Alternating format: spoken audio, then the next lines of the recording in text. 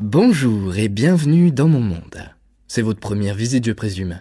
Suivez-moi. La tour de Babel fut l'une des premières à être édifiée. Dans un monde de plus en plus empreint à l'écologie, le gouvernement à l'époque despotique avait mis en place une systématique de changement d'organisation de l'habitat humain. Grâce au progrès dans le domaine de la construction, il était devenu très facile de regrouper les êtres humains dans un même et immense bâtiment, à l'instar des termitières. Défis humains, devoirs de pollueurs, solution à une gestion de population croissante, nombreuses étaient leurs justifications. Les demandes de terrains constructibles furent petit à petit impossibles à obtenir. Augmentation des taxes d'habitation, augmentation du prix des sources d'énergie fossiles. Les zones pavillonnaires se vidaient peu à peu, privilégiant les habitations communes, immeubles, résidences, cités.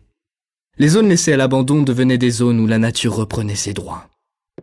C'est ainsi que, progressivement, le monde changea pour donner le monde d'aujourd'hui. Un monde où la nature recouvre la majeure partie de la planète. Un monde où les hommes vivent dans d'immenses gratte-ciels, véritables bijoux technologiques. Un monde où les hommes vivent enfin en harmonie avec la nature. Le monde des tours de Babel. Mais ce qu'ils n'avaient pas prévu à l'époque... Mais il parle tout seul, lui! C'est que ces mesures entraîneraient une avalanche de conséquences. Mais regarde qui? Que ce soit sur le plan humain ou Encore environnemental. un taré qui s'est échappé de l'étage asile. Comment vous dire, la nature devenait quelque peu ingérable. Que dis-je ingérable? Elle avait complètement craqué. Comme disaient les philosophes à l'époque, elle a pris la confiance. Bref.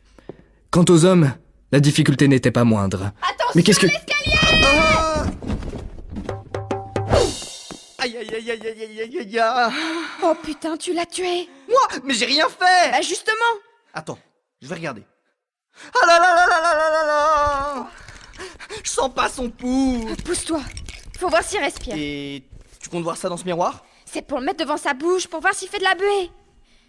C'est bon, il respire. C'est bizarre ça. Il respire, mais son cœur ne bat plus. Faut qu'on demande à un médecin. Oui, Léandre. Mais qu'est-ce que tu fous là? Aide-moi à le porter! On est où là, Léandre? Bah oui! Quoi, bah oui? Bah on est perdu! Mais tu sais au moins où il y a un médecin. Mais oui, mais t'en as au moins 200 dans la cité. Mais où? Bah là, au 300e étage. Ok, t'en sais rien du tout, quoi. Je vais sonner là, on va voir. Qu'est-ce que vous me voulez? Laissez-moi tranquille ou j'appelle la police. Oh! Oh mon Dieu! Que lui avez-vous fait? Pitié, ne me faites pas de mal! Ne me faites pas de mal! Mais non, monsieur! Il y a eu un accident. On cherche un médecin. Je ne sais pas où il y en a. Alors, demandez en face. Quelle porte?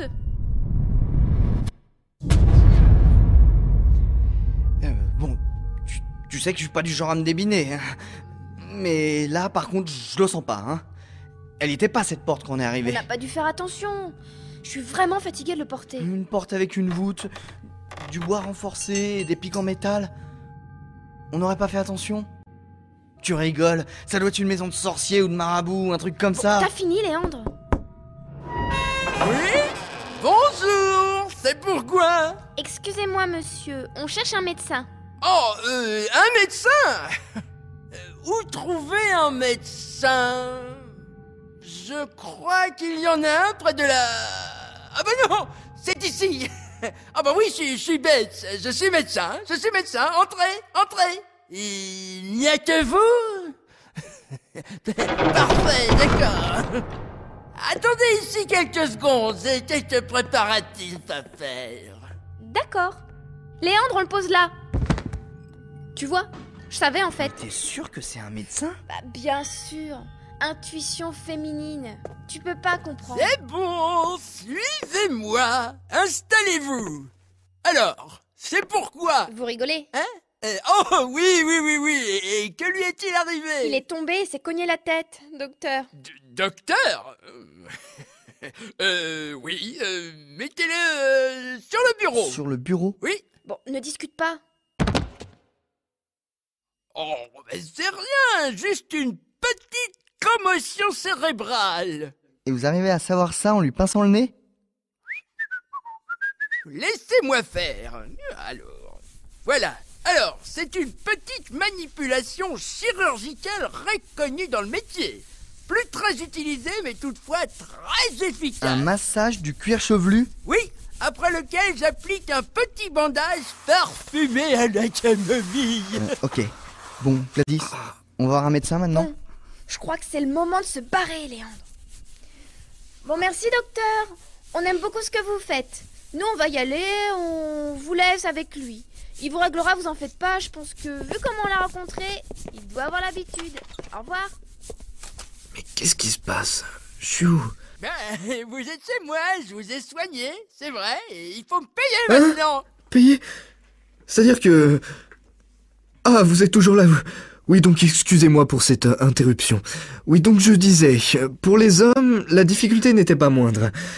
La complexité du lieu, les contraintes de la promiscuité... Monsieur, s'il vous plaît. rendaient difficile les... Non, c'est pas par là. Oui, ça c'est la nouvelle salle d'attente. Les rapports humains.